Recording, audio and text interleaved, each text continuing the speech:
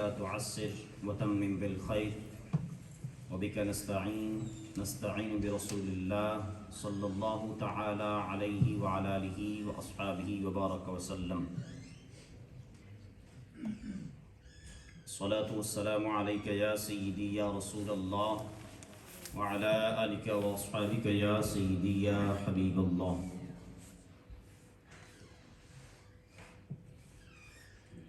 اے قرآن تیرے چاہنے والے نہ رہے، اے قرآن تیرے چاہنے والے نہ رہے، جن کا تو چاند تھا وہ حالے نہ رہے، جن کا تو چاند تھا وہ حالے نہ رہے۔ اللہ جل جلالہ وعم نوالہ کے فضل اور اس کی توفیق سے آج ہمیں 9واں روزہ رکھنے کا شرف حاصل ہو رہا ہے۔ اللہ کریم ہماری نمازیں، ہمارے روزے، ہمارا صدقہ و خیرات، ذکر عبادات اپنی بارگاہ میں قبول و منظور فرمائے اور ہمارے لیے بخشش مغفرت کا ذریعہ بنائے۔ انشاءاللہ تبارک و تعالی آج 9ویں پارے کا تفصیلی خلاصہ جو ہے بیان کیا جائے گا۔ بارگاہ لا یزال میں دعا ہے کہ اللہ کریم ہم سب کو سن کر اس پر عمل کرنے کی توفیق عطا فرمائے۔ اس پارے کے شروع کے اندر قوم شعیب کے سرکش سرداروں کی اس دھمکی کا ذکر ہے کہ جو دھمکی انہوں نے حضرت شعیب علیہ السلام کو دی کہ اے شعیب ہمارے دین کی طرف پلٹ آؤ ورنہ ہم تمہیں اور تمہارے پیروکاروں کو جلا وطن کر دیں گے۔ شعیب علیہ السلام نے اللہ تبارک و تعالیٰ کی بارگاہ میں التجا کی کہ اے اللہ ہمارے اور ہماری قوم کے درمیان حق کے ساتھ فیصلہ فرما دے۔ پھر ان پر قوم ثمود کی طرح اللہ تبارک و تعالیٰ کا عذاب نازل ہوا اور وہ ایسے نیست و نابود ہوئے کہ جیسے کچھ تھا ہی نہیں۔ پھر آیا نمبر 96 کے اندر اللہ تبارک و تعالیٰ نے اس بات کو بیان فرمایا کہ اگر ان بستی والوں ایمان لائے ہوئے ہوتے، یعنی جو بستی میں رہنے والے ہیں، اگر انہوں نے ایمان قبول کیا ہوتا اور تقوی اختیار کیا ہوتا تو اللہ تبارک و تعالیٰ فرماتا ہے ہم انہیں زمین و آسمان کی نعمتیں فراوانی سے عطا فرما دیتے، لیکن حق کو جھٹلانے کے سبب وہ انجام بد سے دوچار ہوئے اور ان بستی والوں کو اس سے بے پرواہ نہیں ہونا چاہیے تھا کہ ان پر اللہ تبارک و تعالیٰ کا عذاب کسی بھی وقت میں آ سکتا ہے، رات کو سوتے ہوئے بھی یا دن چڑھے ہوئے بھی اللہ تبارک و تعالیٰ کا عذاب آ سکتا ہے، کیونکہ انہوں نے مسلسل اللہ تبارک و تعالیٰ کی نافرمانیاں کی، اللہ تبارک و تعالیٰ کے حکم کو، اللہ تبارک و تعالیٰ کے پیغام کو جھٹلاتے رہے اور اس برے کام کا نتیجہ تو آخر ایک دن آنا تھا۔ اللہ تبارک و تعالیٰ نے فرمایا کہ ان کو بے خبر نہیں ہونا چاہیے تھا۔ چنانچہ گزشتہ امتوں کے احوال سنا کر رسول اللہ صلی اللہ تعالی علیہ وسلم کو کفار مکہ کی اظہار ثانیوں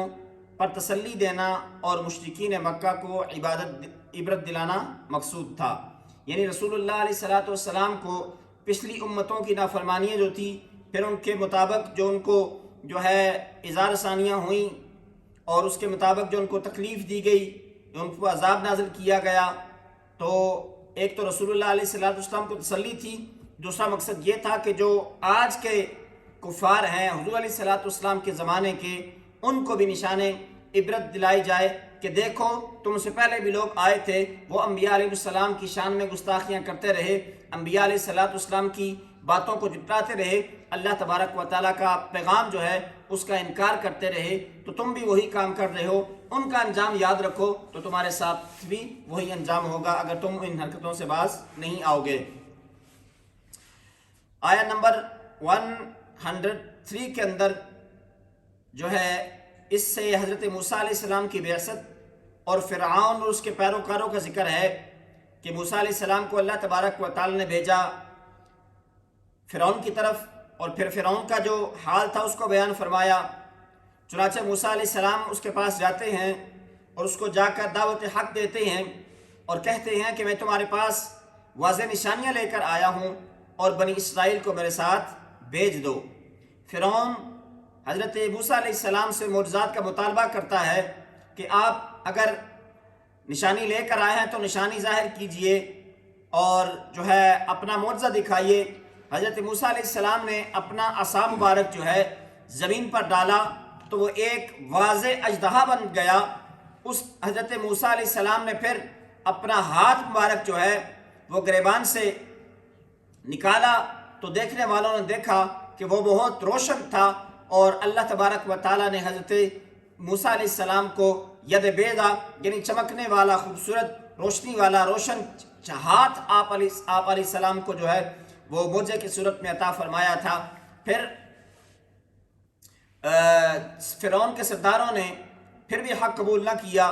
حق قبول کرنے کے بجائے انہوں نے کہا کہ یہ تو جادو ہے، ہم اس کو معجزہ نہیں مانتے بلکہ یہ تو جادو ہے۔ اور فرعون کے جو سردار تھے وہ کہنے لگے کہ یہ تو جادو ہے اور یہ صرف اور صرف اس لیے کر رہا ہے کہ یہ آپ کو ہمیں یہاں سے بھگانا چاہتا ہے اور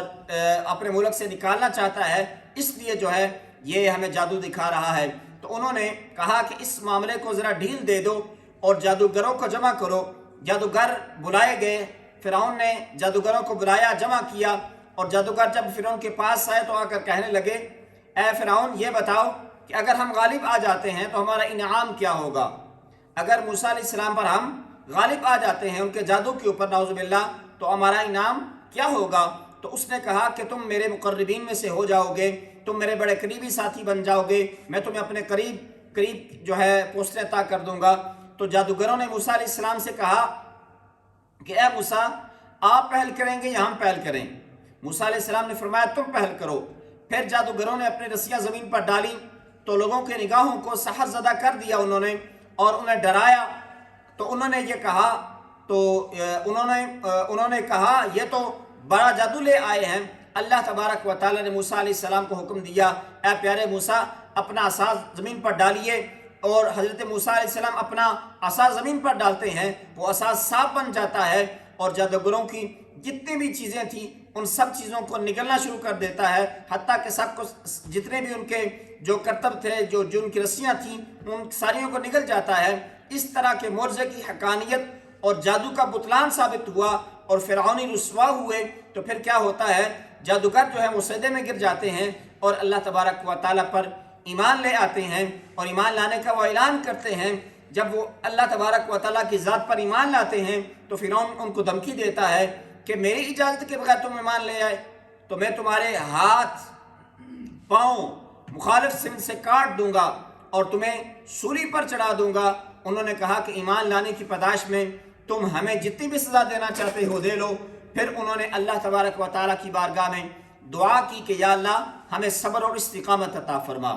یعنی جب انسان کے پاس ایمان کی دولت آ جاتی ہے تو پھر دنیا کی آزمائش اس کے لیے کچھ معنی نہیں رکھتی۔ انہوں نے فرعون سے کہا کہ تم اگر ہمیں تکلیف دینا چاہتے ہو، تم ہمیں ایمان لانے کی سزا دینا چاہتے ہو تو دے لو، ہم اللہ تبارک و تعالیٰ کی بارگاہ سے صبر اور استقامت کی دعا مانگتے ہیں۔ پھر اس کے بعد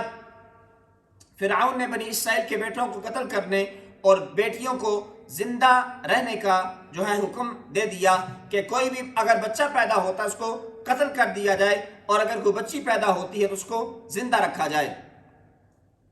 موسیٰ علیہ السلام نے قوم کو صبر کی تلقین کی اور کہا کہ نیک انجام اہل تقوی کے لیے ہے، والعاقبۃ للمتقین، کہ نیک انجام متقین کے لیے ہے۔ اگر اپنا انجام اچھا چاہتے ہو تو اللہ تبارک و تعالیٰ کی ذات کے لیے تقوی اختیار کرتے رہو، اللہ تبارک و تعالیٰ کی بارگاہ سے ڈرتے رہو اور تقوی کا جو ہے دامن اپنے ہاتھ سے نہ جانے دو، تقوی کو مضبوطی کے ساتھ تھام کے رکھو، اللہ تبارک و تعالیٰ تمہارا انجام بہتر فرمائے گا۔ اسی طرح آیت نمبر 130 سے اس بات کو بیان کیا جا رہا ہے کہ اللہ تبارک و تعالیٰ نے فرعونیوں پر قحط سالی کا عذاب نازل کیا۔ فرعونیوں کا طریقہ یہ تھا کہ اچھائی کو اپنا کمال گردانتے اور برائی کو بدشگونی کے طور پر حضرت موسیٰ علیہ السلام کی طرف منسوب کر دیتے۔ آج کل بھی زمانے کے اندر ایسے لوگ موجود ہیں، اگر کوئی اچھا کام کرتے ہیں کہتے ہیں ہم نے کیا، یہ ہماری وجہ سے ہوا ہے۔ اور اگر کوئی غلط ہو جاتا ہے چاہے خود انہوں نے کیا ہو تو وہ دوسرے کے اوپر ڈال دیتے ہیں، نہیں یار اس میں ہمارا تو قصور نہیں تھا، اس میں تو قصور فلانے بندے کا تھا یا فلاں کی وجہ سے ہوا ہے۔ اپنی غلطی تسلیم نہیں کرنی، اگر کوئی اچھا کر دے اور اچھا ثابت ہو جائے اس کو بھی اپنی طرف منسوب کرنا ہے کہ نہیں نہیں نہیں اس میں میرا کمال ہے، یہ کیونکہ میں نے یہ میری وجہ سے ہوا ہے، میں یہاں پر موجود تھا یا میں یہ کر رہا تھا، میں کروا رہا تھا، میرے جو کام کرنے والے بندے تھے میرے تھے، اس لیے کام اچھا ہوا۔ اگر کوئی غلط ہو جاتا ہے چاہے وہ خود اس نے کروایا ہو وہ دوسروں کے اوپر ڈال دیتا ہے۔ ایسے لوگ آج بھی زمانے کے اندر پائے جاتے ہیں اور آپ مجھ سے بہتر یہ بات سمجھتے ہیں۔ اسی طرح حضرت موسیٰ علیہ السلام کے زمانے میں فرعون جو تھے ان کا بھی یہی طریقہ کار تھا، اگر کوئی اچھائی ہوتی تو کہتے کہ یہ ہمارا کمال ہے، اگر کوئی برائی ہوتی ان کے ساتھ کوئی ایسی چیز پیش آ جاتی تو وہ موسیٰ علیہ السلام کی طرف نسبت کر دیتے کہ یار یہ جو غلط ہوا ہے ہمارے ساتھ یہ موسیٰ علیہ السلام کی وجہ سے ہوا، نعوذ باللہ۔ پھر اللہ تبارک و تعالیٰ نے ان پر ٹڈیوں کا، جوؤں کا اور مینڈکوں کا اور خون کا عذاب نازل فرمایا۔ اللہ اکبر! آسمان سے جوئیں برسی، مینڈکیں آئیں اور خون کا ایک سیلاب بن گیا، اللہ تبارک و تعالیٰ کا عذاب بن کر ان کے اوپر برسا۔ جب عذاب میں مبتلا ہوئے تو پھر موسیٰ علیہ السلام سے کہنے لگے کہ آپ اللہ تبارک و تعالیٰ کی بارگاہ سے دعا کریں کہ ہم سے یہ عذاب ٹل جائے، اگر عذاب ٹل گیا تو ہم ایمان لے آئیں گے اور بنی اسرائیل کو بھی آزاد کر دیں گے۔ جب مصیبت پڑتی ہے تو پھر بڑوں بڑوں کو خدا یاد آ جاتا ہے اور پھر وہ وسیلے تلاش کرنا شروع کر دیتے ہیں۔ تو اسی طرح جو ہے فرعونیوں نے حضرت موسیٰ علیہ السلام کو عرض کی کہ اے موسیٰ آپ اپنے رب کی بارگاہ میں دعا کریں کہ اللہ تبارک و تعالی ہمیں اس عذاب سے نجات دلائے، اس عذاب سے اگر یہ عذاب ٹل گیا تو ہم ایمان لے آئیں گے اور بنی اسرائیل کو بھی آزاد کر کے آپ کے ساتھ بھیج دیں گے۔ لیکن موسیٰ علیہ السلام نے دعا کی اور دعا کے نتیجے میں عذاب ٹل گیا، لیکن وہ جن کے رگوں کے اندر، جن کی ہڈوں کے اندر جو ہے بددیانتی جو ہے رچی ہوئی تھی، تو موسیٰ علیہ السلام کے دعا کے نتیجے کے اندر عذاب کے ٹل جانے کے بعد بھی بنی اسرائیل اپنے وعدے سے پھر گئے، انہوں نے کہا کہ ہم ایمان نہیں لائیں گے۔ پھر اللہ تبارک و تعالیٰ نے انہیں سمندر کے اندر غرق فرما دیا۔ یعنی جب اللہ تبارک و تعالیٰ کو کسی مشروط طریقے سے کوئی بات منوائی جائے پھر اس شرط پر عمل نہ کیا جائے تو اللہ تبارک و تعالیٰ کی جو ہے قدرت کا، اللہ تبارک و تعالیٰ کی عظمت کا، اس کی جاہ و جلالت کا اور اس کے انصاف کا تقاضا ہے کہ وہ اپنا جو ہے قدرت کا اظہار فرمائے اور پھر اپنے حکم کی نافرمانی کرنے والوں کو اور اپنا وعدہ توڑنے والوں کو اللہ تبارک و تعالیٰ ضرور غرق فرما دیتا ہے۔ پھر اللہ تبارک و تعالیٰ نے کمزور لوگوں کو مشرق اور مغرب کا وارث بنایا اور بنی اسرائیل سے جو خیر کا وعدہ تھا وہ بھی پورا ہوا۔ بنی اسرائیل سمندر پار کر کے ایک ایسی قوم کے پاس جا پہنچے جو بتوں کی پوجا کرتے تھے۔ انہوں نے موسیٰ علیہ السلام سے کہا کہ اے موسیٰ ہمارے لیے بھی ایک خدا بنا دیجئے، ہم بھی اپنے خدا کی پوجا کرنا چاہتے ہیں۔ حضرت موسیٰ علیہ السلام نے فرمایا بت پرستی کرنے والے جاہل ہیں اور اپنی جاہلیت کے باعث ہی ہلاک ہونے والے ہیں۔ یعنی بتوں کی پوجا کرنا یہ اہل ایمان یا اہل علم کا شیوا نہیں بلکہ جاہل لوگوں کا شیوا ہے، اور اس جاہلیت کی وجہ سے ان پر اللہ تبارک و تعالیٰ کا عذاب آئے گا اور یہ ہلاک ہو جائیں گے۔ پھر اللہ تبارک و تعالیٰ نے بنی اسرائیل پر اپنی نعمتوں کا ذکر فرمایا۔ موسیٰ علیہ السلام نے اپنی قوم میں حضرت ہارون علیہ السلام کو اپنا جانشین بنایا اور خود اللہ تبارک و تعالیٰ سے ہم کلام ہونے کے لیے کوہ طور پر تشریف لے گئے، اور یہ 40 دن کا ایک عرصہ تھا۔ موسیٰ علیہ السلام اللہ تبارک و تعالیٰ کی بارگاہ میں حاضر رہے اور وہاں سے ہم کلامی کا شرف بھی حاصل ہوا، اور پھر اللہ تبارک و تعالیٰ کی بارگاہ سے احکامات بھی لے کر آئے۔ جب اللہ تبارک و تعالیٰ کی بارگاہ میں ہم کلامی کا شرف حاصل ہوا تو اللہ تبارک و تعالیٰ کی محبت کے اندر اضافہ ہوا۔ جب اس کی آواز سنی جیسا کہ اس کی شایان شان ہے تو موسیٰ علیہ السلام کے دل میں یہ خیال پیدا ہوا کہ جس رب کا کلام اتنا پیارا ہے، جس رب کی آواز اتنی پیاری ہے، وہ خود کتنا پیارا ہوگا۔ موسیٰ علیہ السلام نے رب العالمین کی بارگاہ میں دعا کی، یا اللہ مجھے اپنا جلوہ دکھا، میں تیرا دیدار کرنا چاہتا ہوں، میں تیرا جلوہ دیکھنا چاہتا ہوں۔ تو اللہ تبارک و تعالیٰ نے فرمایا اے موسیٰ تو میرا جلوہ نہیں دیکھ سکتا، تو میرا جلوہ نہیں دیکھ سکتا۔ اللہ نے یہ نہیں فرمایا کہ میں جلوہ دکھا نہیں سکتا، بلکہ اللہ تبارک و تعالی نے فرمایا کہ اے موسیٰ آپ جلوہ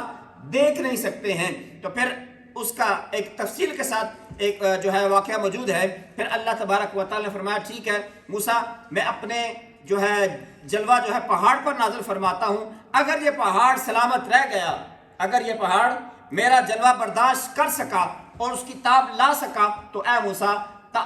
تو آپ بھی مجھے دیکھ سکو گے، لیکن اگر یہ پہاڑ میرے اس جلوے کی تاب نہ لا سکا تو پھر آپ میرا جلوہ نہیں دیکھ سکتے۔ چنانچہ اللہ تبارک و تعالیٰ نے اس پہاڑ کے اوپر اپنا جلوہ نازل فرمایا اور وہ پہاڑ ریزہ ریزہ ہو گیا۔ علماء فرماتے ہیں کہ وہ پہاڑ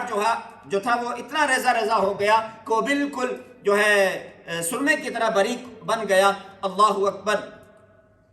تو پھر حضرت موسیٰ علیہ السلام نے وہ جلوہ دیکھ نہ سکے، اس کی تاب نہ لا سکے، اور پھر موسیٰ علیہ السلام بے ہوش ہو گئے اور پہاڑ ریزہ ریزہ ہو گیا۔ پھر اللہ تبارک و تعالیٰ کی بارگاہ میں دوبارہ جب ان کو ہوش آتا ہے پھر رب العالمین کی بارگاہ میں رجوع فرماتے ہیں۔ اسی طرح آیت نمبر 144 کے اندر، اس کو 44 سے لے کر آگے تک جو سلسلہ چلتا ہے، اس میں اللہ تبارک و تعالیٰ یہ اعلان فرما رہا ہے کہ ہم نے موسیٰ علیہ السلام کو رسالت عطا فرمائی، ہم نے موسیٰ علیہ السلام کو کلیم اللہ کا منصب عطا فرمایا، اور پھر تورات عطا فرمانے کا ذکر فرمایا گیا۔ آگے چل کر متکبر آیات الہی سے اعراض کریں گے، اس بات کو بیان فرمایا کہ اے موسیٰ، جو متکبر لوگ ہیں وہ اللہ تبارک و تعالیٰ کی آیات سے اعراض کریں گے، ان کو تسلیم نہیں کریں گے، اور جو لوگ اللہ تبارک و تعالیٰ کی آیات اور قیامت کو جھٹلاتے ہیں ان کے اعمال سراسر باطل ہیں۔ اسی طرح پھر موسیٰ علیہ السلام کو کوہ طور پر قیام کے عرصے میں بنی اسرائیل کے زیورات سے بچہ بنا کر اسے معبود بنانے کا ذکر ہے۔ یعنی موسیٰ علیہ السلام چونکہ کوہ طور پر قیام فرما تھے 40 دن کے لیے، تو پیچھے بنی اسرائیل کے اندر جو ہے وہ سامری جادوگر تھا، اس نے ان کے جو ہے زیورات کو اکٹھا کر کے ان کو پگھلا کر جو ہے ایک بچڑا بنا دیا، اور اس بچڑے کا ذکر آ رہا ہے، یعنی وہ سارا واقعہ تفصیل کے ساتھ بیان کیا گیا۔ چنانچہ جب موسیٰ علیہ السلام اللہ تبارک و تعالیٰ کی بارگاہ سے واپس آتے ہیں 40 دن کے بعد، تو دیکھتے ہیں کہ قوم تو ایک عجیب سی کیفیت میں ڈوبی ہوئی ہے۔ قوم کے اوپر غصے اور افسوس کا اظہار کیا کہ میں تمہیں جو ہے کس حال میں چھوڑ کر گیا تھا اور تم نے میرے پیچھے کیا کام کر دیا، تم نے بتوں کی پوجا شروع کر دی اور پیچھے بت بنانا شروع کر دیے۔ انہوں نے تورات کی تختیاں زمین پر ڈالیں اور اپنے بھائی حضرت ہارون علیہ السلام سے ہم کلام ہوئے اور ان سے جواب طلبی کرنے لگے کہ اے ہارون، میں تمہیں اپنا خلیفہ بنا کر گیا تھا تو تم نے پیچھے کیا کیا اور قوم نے کیا کیا؟ تو حضرت ہارون علیہ السلام عرض کرتے ہیں اے میرے بھائی، مجھے میری قوم نے بے بس کر دیا تھا، اور اتنا بے بس ہو گیا تھا، اتنا ان لوگوں نے بے بس کر دیا تھا کہ قریب تھا کہ مجھے قتل کر دیتے، اس لیے آپ مجھ پر سختی کر کے دشمنوں کو ہنسی کا موقع نہ دیں۔ یعنی حضرت ہارون علیہ السلام اپنا عذر پیش فرماتے ہیں، اور پھر آیت نمبر 151 سے موسیٰ علیہ السلام کی دعا اور کلمات استغفار کا ذکر ہے۔ آگے چل کر اس بات کو بیان کیا جا رہا ہے کہ غصہ ٹھنڈا ہونے پر موسیٰ علیہ السلام نے تورات کی تختیوں کو اٹھایا، اور جن کی تحریر میں اللہ تبارک و تعالیٰ سے ڈرنے والوں کے لیے ہدایت اور رحمت کی نوید تھی۔ یعنی جو تختیاں اور جو احکامات حضرت موسیٰ علیہ السلام اللہ تبارک و تعالیٰ کی بارگاہ سے لے کر آئے تھے، ان کے اندر اللہ تبارک و تعالیٰ سے ڈرنے والوں کے لیے ہدایت اور ان کے لیے رحمت کی نوید اور بشارت تھی، اور اس کے اندر احکامات جو ہیں وہ بیان کیے گئے تھے۔ آیت نمبر 155 سے لے کر 158 تک موسیٰ علیہ السلام کی دعا کا ذکر ہے کہ جس کے اندر انہوں نے اپنی قوم کے لیے اللہ تبارک و تعالیٰ سے دنیا اور آخرت کی بھلائی مانگی۔ اللہ تبارک و تعالیٰ نے فرمایا کہ ہاں، میں آپ کی دعا بھی قبول فرماؤں گا، اور یہ کامل نعمت یعنی دنیا اور آخرت کی بھلائی میں ان لوگوں کو عطا کروں گا جو ایمان کے ساتھ تقوی اختیار کریں گے۔ یعنی ایمان لائیں گے، ایمان لانے کے بعد پھر تقوی کے ساتھ تقوی جو ہے اختیار کریں گے، اس کو جو ہے یہ نعمت عطا فرمائی جائے گی کہ دنیا کی بھی بھلائی بھی اور آخرت کی بھلائی بھی اس کو عطا فرمائی جائے گی، اور اس کے ساتھ ساتھ زکوٰۃ ادا کریں گے، اور اس عظیم رسول نبی جو امی ہیں ان کی پیروی کریں گے، یعنی نبی آخر الزمان علیہ السلام کی پیروی کریں گے، جو ایمان کے ساتھ قیامت تک آنے والے جو بھی ایمان کے ساتھ رہیں گے، تقوی اختیار کریں گے، اللہ تبارک و تعالیٰ کی بارگاہ میں اللہ کی رضا حاصل کرنے کے لیے اپنے اموال خرچ کریں گے، زکوٰۃ ادا کرتے رہیں گے، اور پھر رسول کریم صلی اللہ علیہ وسلم کی پیروی کریں گے تو اللہ تبارک و تعالیٰ فرماتا ہے میں ان کو یہ ضرور نعمت عطا فرماؤں گا۔ پھر نبی کریم علیہ الصلوۃ والسلام کی عظمت کا بیان ہوا، اس انداز سے بیان ہوا کہ جس کا ذکر وہ اپنے پاس تورات انجیل میں لکھا ہوا پاتے ہیں، یعنی نبی کریم علیہ الصلوۃ والسلام کی آمد کے چرچے ہو رہے ہیں اور آپ کی عظمت کو بیان کیا جا رہا ہے، اور یہ فرمایا جا رہا ہے کہ یہ جو بنی اسرائیل ہیں یہ تورات اور انجیل میں حضور علیہ الصلوۃ والسلام کا ذکر پہلے ہی پڑھ چکے ہیں، اور آپ کا ذکر تورات کے اندر اور انجیل کے اندر موجود ہے۔ یہ نبی ان کو نیکی کا حکم دے گا اور برائی سے روکے گا اور پاکیزہ چیزوں کو ان کے لیے حلال فرما دے گا، اور حرام اور ناپاک چیزوں کو اللہ تبارک و تعالیٰ کی عطا سے اس کے حکم سے ان کے اوپر حرام فرما دے گا۔ پھر اللہ تبارک و تعالیٰ نے فرمایا کہ بد اعمالیوں کا بوجھ ان کے گلوں میں پڑے ہوئے توق اتار دے گا۔ اللہ اکبر، یعنی حضور علیہ الصلوۃ والسلام کی عظمت و شان اس انداز سے بیان کی جا رہی ہے کہ انسان کی بد اعمالیوں کا بوجھ جو ہے ہمارے گلوں میں پڑا ہوا ہوگا، پھر رسول اللہ علیہ الصلوۃ والسلام اپنی رحمت سے اور اپنی ہدایت سے لوگوں کے دلوں سے ان کی بد اعمالیوں کے بوجھ کو اتار کر پھینک دیں گے۔ پھر اللہ تبارک و تعالیٰ نے فرمایا کہ جو بندہ میرے نبی علیہ الصلوۃ والسلام پر ایمان لائے گا اور ان کی تعظیم اور نصرت کرے گا اور اس نور ہدایت کی پیروی کرے گا جو آپ علیہ الصلوۃ والسلام کے ساتھ نازل ہوگا، اللہ تبارک و تعالیٰ فرمایا وہی لوگ فلاح پانے والے ہیں۔ اس کے بعد رسول اللہ صلی اللہ علیہ وسلم کی رسالت عامہ کا ذکر ہے، یعنی جس طرح پہلے اس بات کو بیان کیا گیا کہ الیوم اکملت لکم دینکم، کہ آج تمہارا دین مکمل ہو گیا، اس سے پہلے اسلام سے پہلے جتنے بھی ادیان آئے یا اور کسی کتاب کے اندر ایسا اعلان موجود نہیں تھا۔ اسی طرح رسول اللہ علیہ الصلوۃ والسلام کو فرمایا جا رہا ہے اے محبوب یہ اعلان فرما دیجئے یا ایھا الناس انی رسول اللہ الیکم جمیعا، اے دنیا کائنات پہ رہنے والے لوگوں اور قیامت تک آنے والے لوگوں کے لیے اللہ تبارک و تعالیٰ نے اعلان فرما دیا کہ اے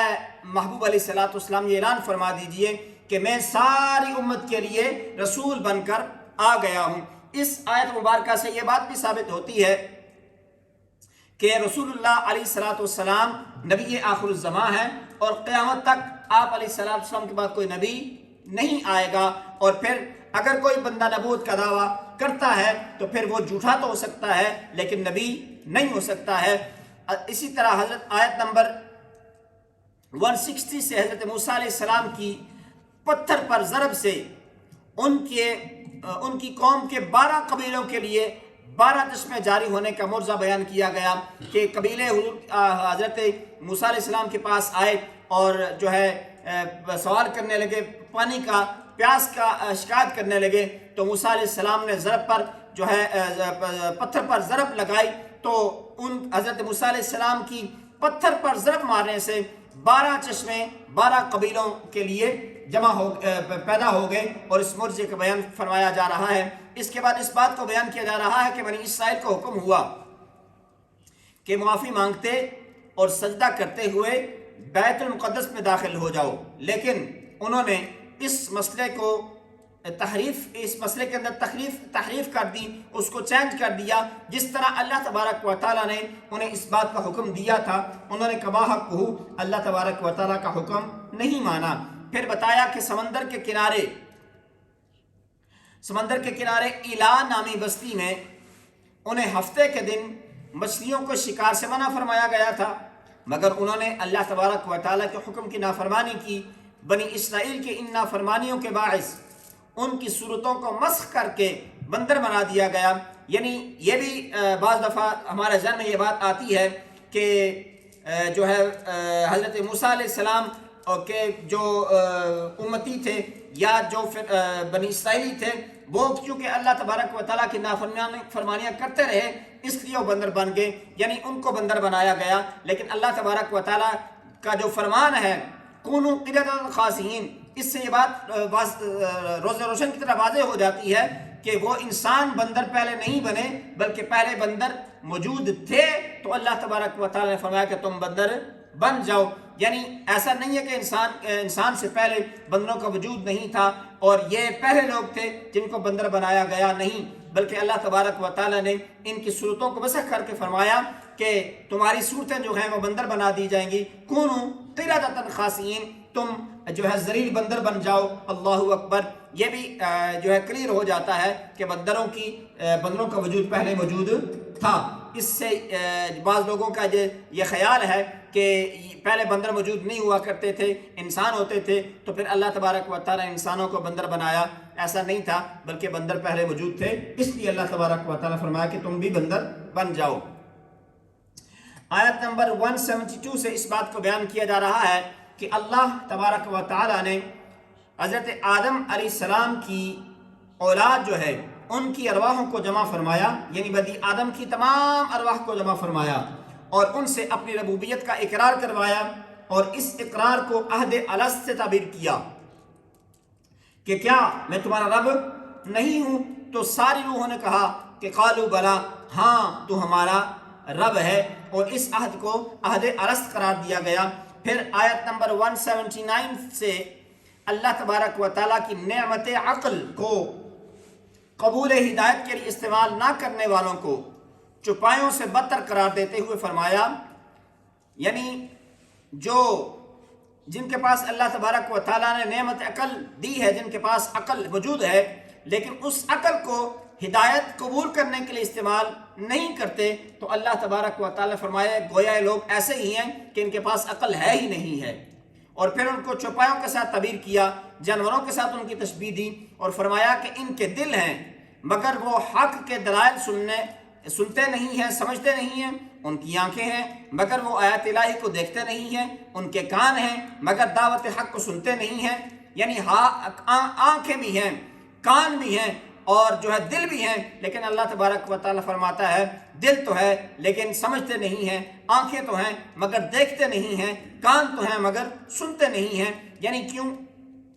جس طرح جانور کو ہم کوئی بات کہیں گے تو ہماری زبان کو وہ سمجھ نہیں سکتا، اس لیے کہ اس کے اندر عقل کی کمی ہے، تو اللہ تبارک و تعالیٰ فرمایا اولئک کالانعام بل هم اضل، یہ جانور نہیں بلکہ جانوروں سے بھی بدتر ہیں۔ لہذا جو بندہ عقل ہونے کے باوجود ہدایت کو تسلیم نہیں کرتا، سچائی کو تسلیم نہیں کرتا، اس کے بارے میں اللہ تبارک و تعالیٰ نے فرما دیا کہ عقل ہے اور پھر بھی حق کو نہیں مان رہے، عقل ہے پھر بھی تمہاری کانوں کے اوپر پردے پڑے ہوئے ہیں، آنکھوں کے اوپر پردے پڑے ہوئے ہیں، دل کے اوپر پردہ پڑا ہوا ہے، اور حق نہ سن سکتے ہو، نہ سمجھ سکتے ہو، نہ حق کو تسلیم کرنے کے لیے تم راضی ہو، لہذا تم تو جانوروں سے بھی بدتر ہو۔ اللہ اکبر۔ پھر رسول اللہ صلی اللہ تعالی علیہ وسلم کو بارگاہ الوہیت میں عز و نیاز کی تعلیم دیتے ہوئے اللہ تبارک و تعالیٰ فرما رہا ہے کہ محبوب علیہ الصلوۃ والسلام آپ فرما دیجئے کہ میں اپنی ذات کے لیے خود سے کسی نفع اور نقصان کا مالک نہیں ہوں، یعنی ذاتی طور پر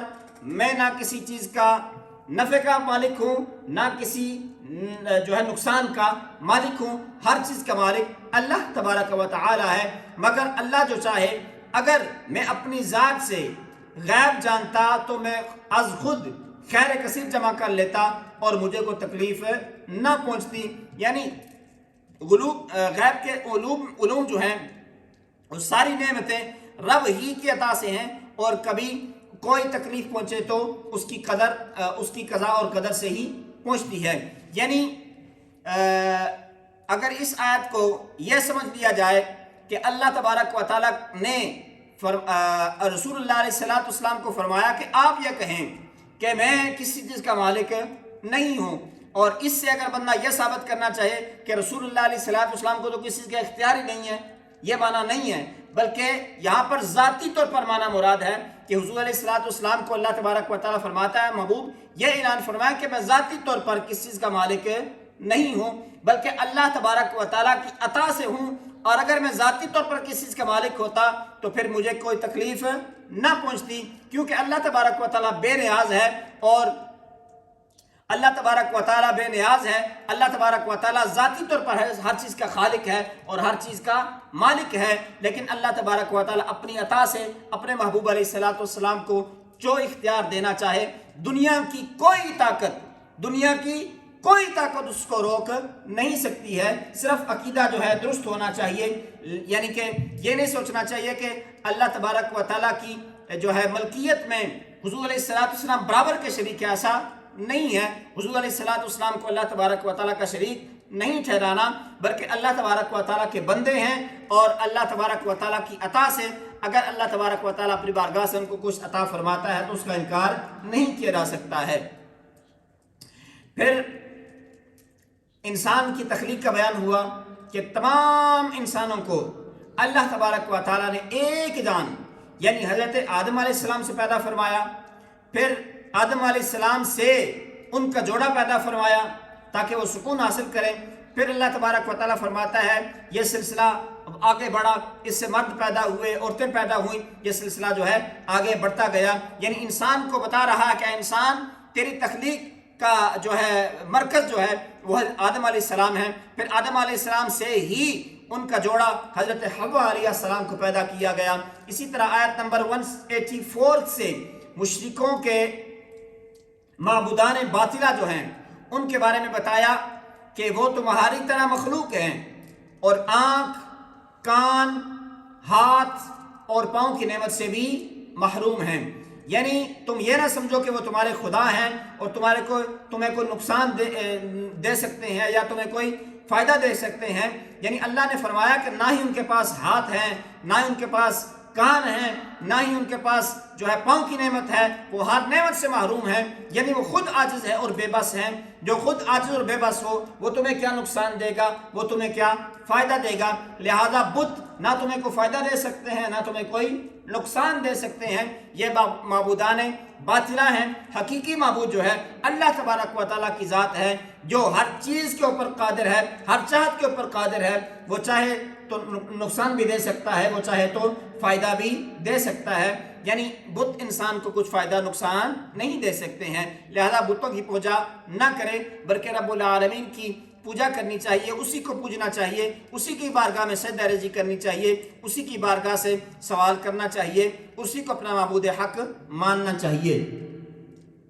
इसके बाद सूरह आराफ के आखिर में इस बात को बयान किया जा रहा है कि जब कुरान पढ़ा जाए तो इंसान को चाहिए कि गौर से सुने और खामोश रहे। यह बात कई मरतबा बयान हुई है कि जब कुरान पढ़ा जाए तो सुनो और खामोश रहो। हम क्या करते हैं, सुनते तो हैं क्योंकि उसके अंदर हमारा अख्तियार नहीं, सुन तो हम रहे होते हैं लेकिन खामोश हम नहीं होते। हम अपने काम के अंदर या अपनी बातों के अंदर मशगूल रहते हैं। कुरान का जो पूरा हुक्म है वो ये है कि इंसान सुने भी और खामोश भी रहे ताकि अल्लाह तबारक व तआला की रहमतों का नुज़ूल इंसान के ऊपर हो। फिर अल्लाह तबारक व तआला ने फरमाया कि अपने रब को सुबह शाम खौफ और आजी के साथ पस्त आवाज़ में दिल में याद किया करो और अल्लाह तबारक व तआला के ज़िक्र से अपने आप को गाफिल ना करो ताकि तुम्हारा शुमार गाफिलों के अंदर ना हो जाए। रब को बस याद करते रहा करो दिल के अंदर या आवाज़ के साथ। जिस अंदाज से भी तुम जो है अल्लाह तबारक व तआला को याद करोगे, अल्लाह तबारक व तआला की याद से अपने आप को किसी लम्हे गाफिल नहीं करना है। सूरह अनफाल का आगाज़ हो रहा है। अनफाल मुतलकन माल गनीमत को भी कहते हैं और किसी मुजाहिद को गैर मामूली कारकर्दगी की वजह से दूसरे मुजाहिदीन के मुकाबले में कुछ ज़्यादा कर दिया जाए तो उसे भी नफल या अनफाल कहते हैं। अब जो हम नफली नमाज पढ़ते हैं या नफली सदका करते हैं इसका मतलब होता है एक्स्ट्रा, ज़्यादा। तो नफल का माना हुआ ज़्यादा। तो अगर बंदा नफल नमाज पढ़ता है तो उसका मतलब यह है कि ये अगरचे उसके ऊपर फ़र्ज नहीं है, अगरचे उसके ऊपर वाजिब नहीं है, लेकिन अपने रब की रज़ा हासिल करने के लिए वो और जो है अल्लाह तबारक व तआला की बारगाह में एक्स्ट्रा इबादत कर रहा है तो अल्लाह तबारक व तआला उसकी इबादत बड़ी पसंद आएगी। और इसीलिए अनफाल जो है माल गनीमत को भी कहते हैं। और अगर किसी मुजाहिद ने अच्छा किरदार अदा किया हो और उसको जो है रिवॉर्ड देने के लिए या अवार्ड देने के लिए उसको अगर ज़्यादा दिया जाए तो उसको भी नफल या अनफाल कहते हैं। आयत नंबर 2 के अंदर, सूरह अनफाल की आयत नंबर 2 में कामिल मोमिनों की ये सिफात बयान की गई कि वो अल्लाह तबारक व तआला से डरते हैं। आयत इलाही जब सुनते हैं तो उनके ईमान को तक़वियत मिलती है। जैसे जैसे अल्लाह तबारक व तआला की आयत उनके ऊपर पढ़ी जाती हैं और वो सुनते हैं और अल्लाह तबारक व तआला की आयत सुनकर उनके ईमान की जो है क़ुव्वत और ईमान की जो रोशनी है वो उनके अंदर जो है उसके तक़वियत मिलती रहती है। फिर अल्लाह तबारक व तआला फरमाता है जो ईमान वाले हैं उनकी ये शान है, उनकी ये सिफ़त है کہ وہ اپنے رب پر توکل کرتے ہیں، نماز کی پابندی کرتے ہیں، زکوٰۃ کو ادا کرتے ہیں اور سچے اور پکے مومن ہیں۔ اللہ تبارک و تعالیٰ فرمایا کہ جن لوگوں کی یہ صفات ہوں یہی لوگ پکے اور سچے مومن ہیں۔ آیت نمبر 5 میں اس بات کو بیان کیا کہ کچھ لوگ جہاد کے لیے دل و جان سے آمادہ نہ تھے اور مجاہدین کی خواہش تھی کہ ابو جہل کی قیادت میں مشرکین مکہ کے مسلح اور منظم لشکر کی بجائے ابو سفیان کے تجارتی قافلے سے ٹکراؤ ہو جائے۔ اللہ تبارک و تعالیٰ نے فرمایا کہ مشرکین مکہ سے تصادم کو مقدر فرمایا تاکہ حق کی حقانیت اور غلبہ ثابت ہو جائے۔ آپشن 2 تھے، یعنی کہ ذہن کے اندر کہ ابو سفیان کے قافلے کے اوپر حملہ کیا جائے یا جو مشرکین مکہ تھے ان کے ساتھ مقابلہ کیا جائے۔ تو اللہ تبارک و تعالیٰ نے فرمایا کہ تم جو ہے حق کے غلبے کے لیے کفار مکہ کے ساتھ مقابلہ کرو تاکہ اللہ تبارک و تعالیٰ تمہیں اس کے اندر جو ہے نصرت اور فتح بھی عطا فرمائے گا، اور پھر اس انداز سے، اس وجہ سے اللہ تبارک و تعالیٰ حق کی حقانیت اور اس کا غلبہ بھی ثابت ہو جائے گا۔ یعنی یہ اللہ تبارک و تعالیٰ نے مقدر فرما دیا اہل ایمان کے لیے۔ اسی طرح چلتے ہوئے آیت نمبر 8 سے اس بات کو بیان کیا کہ اللہ تبارک و تعالیٰ نے بدر کے اندر مجاہدین کے اطمینان قلب کے لیے اور فتح کی بشارت کے طور پر فرشتے مدد کے لیے بھیجے، اور میدان بدر میں سخت زمین اور پانی کے چشمے کفار کے پاس تھے، یعنی ان کے پاس زمین بھی سخت تھی اور پانی کے چشمے بھی کافروں کے پاس تھے، اور نرم زمین جس پر چلنا دشوار ہوتا ہے وہ مسلمانوں کے پاس تھی، اور مسلمانوں کے پاس پانی کی بھی قلت تھی، جس کی وجہ سے مسلمانوں کے دلوں میں طرح طرح کے توہمات پیدا ہونا شروع ہوئے۔ تو اللہ تبارک و تعالیٰ نے بارش برسائی اور مسلمانوں نے وافر مقدار میں پانی جمع فرما لیا، اور ان کی شرعی اور طبعی ضروریات کو اللہ تبارک و تعالیٰ نے اس انداز سے پورا فرما دیا، اور دلوں کو بھی اللہ تبارک و تعالیٰ نے اطمینان عطا فرمایا۔ یعنی وہ ان کے دل میں جو توہمات پیدا ہو رہے تھے کہ ہمارے پاس اسباب کی کمی ہے، تو اللہ تبارک و تعالیٰ نے ان کے اطمینان کے لیے بارش برسائی۔ بارش برسنے کی وجہ سے ان کی زمین کے اندر بھی جو ہے بہتری آ گئی، اور ان کو پانی بھی میسر ہو گیا، اور ان کی طبعی اور شرعی ضرورت کو بھی اللہ تبارک و تعالیٰ نے اس انداز سے پورا فرما دیا۔ پھر اللہ تبارک و تعالیٰ نے میدان جہاد میں پسپائی کرنے والوں کو اپنے غضب کا حقدار قرار دیا، یعنی جو میدان جنگ میں ذلت اور رسوائی کا سبب بن رہے ہیں، تو اللہ تبارک و تعالیٰ نے فرمایا کہ یہ میرے غضب کا شکار ہو رہے ہیں، میرے غضب کا حقدار ہیں، اور اس لیے اللہ تبارک و تعالیٰ نے فرمایا کہ ان کے اوپر میرا غضب آئے گا۔ میدان بدر میں رسول اللہ صلی اللہ تعالی علیہ وسلم نے مٹھی میں ریت لے کر کافروں کی جانب پھینکی اور فرمایا یہ لوگ رسوا ہو جائیں، اور یہ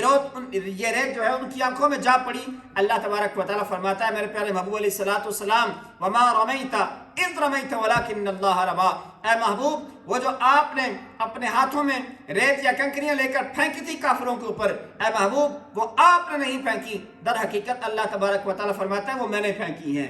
یعنی حضور کے پھینکنے کو اللہ تبارک و تعالیٰ فرما رہا ہے محبوب یہ پھینکنا آپ کا نہیں بلکہ یہ پھینکنا میرا ہے، کیونکہ پھینک تو آپ رہے تھے لیکن اس کے اندر طاقت جو ہے وہ میری تھی۔ اللہ تبارک و تعالیٰ نے حضور علیہ السلام کو فرمایا وما رمیت اذ رمیت ولکن اللہ رما، پھینکی ظاہری طور پر تو آپ پھینک رہے تھے لیکن حقیقت میں وہ اللہ تبارک و تعالیٰ نے ہی پھینکی تھی۔ پھر اللہ تبارک و تعالیٰ نے بدر کو فیصلہ کن جنگ قرار دیا اور مسلمانوں سے فرمایا اے ایمان والو، اللہ اور اس کے رسول صلی اللہ علیہ وسلم کے بلانے پر فوراً حاضر ہو جاؤ۔ جب رسول کریم علیہ السلام تمہیں اپنی طرف بلائیں یا کسی چیز کی طرف بلائیں تو تم حضور کی بارگاہ میں حاضر ہو جاؤ جو تمہارے لیے حیات آفریں ہیں۔ یعنی حضور علیہ السلام اگر تمہیں بلائیں گے تو تمہاری بہتری کے لیے بلائیں گے، تم نے حضور کی بارگاہ میں فوراً حاضر ہو جانا ہے۔ مزید فرمایا کہ اللہ اور اللہ کے رسول صلی اللہ علیہ وسلم سے خیانت نہ کرو اور اپنی امانتوں کے اندر بھی خیانت نہ کرو، یعنی دین کے معاملے میں بھی خیانت نہیں ہونی چاہیے اور دنیاوی معاملات کے اندر بھی خیانت نہیں ہونی چاہیے۔ ہجرت کے موقع پر مشرکین مکہ نے اپنے پارلیمنٹ یعنی دار الندوہ میں رسول اللہ صلی اللہ تعالی علیہ وسلم کے بارے میں جو مشاورت کی، ایک منصوبہ بنایا گیا، ایک پلاننگ کی گئی، اس کے احوال بیان کرتے ہوئے اللہ تبارک و تعالی ارشاد فرماتا ہے، اے محبوب اس وقت کو یاد کیجئے جب کافر آپ کے خلاف سازش کر رہے تھے تاکہ آپ کو قید کریں یا معاذ اللہ قتل کر دیں یا جلا وطن کر دیں۔ وہ اپنی سازش میں لگے ہوئے تھے اور اللہ تبارک و تعالیٰ خفیہ تدبیر فرما رہا تھا، اور اللہ تبارک و تعالیٰ بہتر تدبیر فرمانے والا ہے۔ یعنی اللہ تبارک و تعالیٰ حضور علیہ السلام کو فرما رہا ہے، محبوب وہ منظر یاد کیجئے، وہ وقت یاد کیجئے جب کفار دار الندوہ میں بیٹھ کر آپ کے خلاف منصوبے بنا رہے تھے، آپ کے نعوذ باللہ قتل کے جو ہے پلاننگ کی جا رہی تھی، یا آپ کو جلا وطن کرنے کی پلاننگ کی جا رہی تھی، یا آپ کو قید کرنے کی جو ہے پلاننگ کی جا رہی تھی تاکہ اسلام کی تبلیغ کو روکا جائے، اسلام کا پیغام جو ہے اس کو روک دیا جائے۔ اللہ نے فرمایا کہ وہ تو اپنی جو ہے سازش میں لگے ہوئے تھے، لیکن اللہ فرماتا ہے اے محبوب علیہ السلام میں بھی اپنی خفیہ تدبیر فرما رہا تھا، اور میری تدبیر سے بہتر کسی کی تدبیر نہیں ہو سکتی ہے۔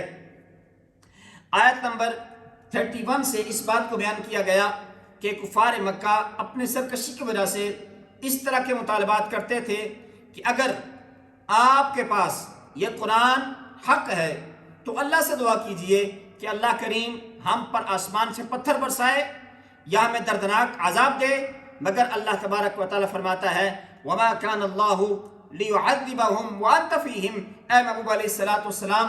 آپ ان کے اندر موجود ہیں، تو اللہ تبارک و تعالیٰ فرمایا جب تک آپ ان کے اندر موجود ہیں میں اللہ ان کو عذاب نہیں دوں گا، ان کو عذاب نہیں دوں گا، اور جب تک یہ استغفار کرتے رہیں گے تو بھی میں ان کو عذاب نہیں دوں گا۔ تو اللہ تبارک و تعالیٰ فرماتا ہے کہ آپ کا موجود ہونا اہل ایمان کے اندر اور دنیا کے اندر موجود ہونا یہ اللہ تبارک و تعالیٰ کے عذاب سے بچنے کا ایک ذریعہ ہے۔ عذاب سے لوگ بچے ہوئے ہیں تو حضور علیہ السلام کے وجود مسعود کی برکت سے بچے ہوئے ہیں۔ پھر اللہ تبارک و تعالیٰ فرماتا ہے کہ اگر اہل ایمان استغفار کرتے رہیں گے، جب تک بندہ اللہ تبارک و تعالیٰ کی بارگاہ میں عاجزی اور انکساری کے ساتھ استغفار کرتا رہتا ہے، اللہ تبارک و تعالیٰ اس کو عذاب سے بچائے رکھتا ہے، اللہ تبارک و تعالیٰ اس کو عذاب نہیں دیتا۔ یعنی توبہ انسان کرتا رہے، استغفار کرتا رہے، اپنے رب سے ڈرتا رہے، اور جو ہے بے شرم ہو کر، بے حیا ہو کر، یا جو ہے بے دھڑک ہو کر اللہ تبارک و تعالیٰ کی نافرمانی نہ کرے، تو پھر اللہ تبارک و تعالیٰ اس کو عذاب سے محفوظ فرما لیتا ہے۔ اسی طرح اللہ تبارک و تعالیٰ نے پھر فرمایا کہ بیت اللہ کے پاس مشرکوں کی نماز سیٹیاں اور تالیاں بجانے کی صورت میں تھی۔ یعنی وہ کیا کرتے تھے، آ کر جب اہل ایمان نماز کی ادائیگی کے لیے بیت اللہ کے پاس جمع ہوتے تو مشرکین جو ہیں نماز کے دوران سیٹیاں بجاتے اور تالیاں بجاتے اور نماز مسلمانوں کی خراب کرنے کی کوشش کرتے۔ آگے چل کر اللہ تبارک و تعالیٰ نے مقصد جہاد بیان فرمایا، اور ان سے جنگ کرتے ہوئے اللہ تبارک و تعالیٰ نے فرمایا کہ ان سے جنگ کرتے رہو، ان سے جنگ کرتے رہو حتیٰ کہ کفر کا غلبہ نہ رہے اور پورا دین اللہ تبارک و تعالیٰ کا ہو جائے۔ یعنی اللہ تبارک و تعالیٰ کے دین جو ہے جب تک غالب نہ آ جائے تم اس وقت تک جہاد کرتے رہو۔ اللہ کریم کی بارگاہ میں دعا ہے کہ اللہ کریم قرآن پاک کو صحیح معنوں میں سمجھنے کی اور اس پر عمل کرنے کی توفیق رفیق عطا فرمائے۔ وما علیہ الا البلاغ المبین۔ اللہم صلی وسلم